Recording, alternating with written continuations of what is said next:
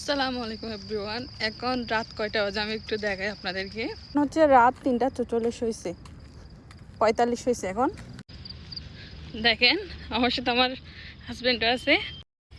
এখন প্রশ্ন হচ্ছে এত রাত্রে কেন বের হয়েছি। নাদিম আসছে অফিস থেকে 3:30 বাজে, রাত্রে 3:30 বাজে আসছে। ও এসে আমাকে বলতেছে রেডি হো বাইরে যাই। আমি বলতেছি এত রাত্রে তো কখনো বেরোইতে বলে না। আমার ডাউট লাগতেছিল ও কি ভূত নাকি কোনো। আমি ওকে টেস্ট করতেছিলাম, আয়নাতে দেখতেছি, আয়নাতে দাঁড় করে দেখতেছি, তারপর হচ্ছে আপনার ম্যাচ দিয়ে আগুন লাগিয়ে দেখতেছিলাম আসলে ও কি মানুষ নাকি। কারণ এত রাত্রে তো ও বের হইতে বলবে না, তো ওকে আমি টেস্ট করতেছিলাম। তারপর বলতেছে না চলো এখন বের হই, আমরা বাইরে টাইম স্পেন্ড করবো না। আমি বলতেছি টাইম স্পেন্ড কার সাথে, ভূতের সাথে। মাঝে মাঝে অজান্তে এমন এমন কাণ্ড হয়ে যায়, সত্যি আমি হাসতে হাসতে শেষ পুরো।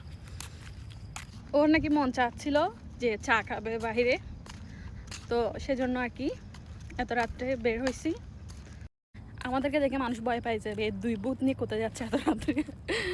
তারপর এসে ব্রেকফাস্টও করে নিলাম, স্যান্ডউইচ খেয়েছিলাম, তারপর হচ্ছে চা। এখানে আমরা দুইটা আর হচ্ছে এখানে বিড়াল দুইটা।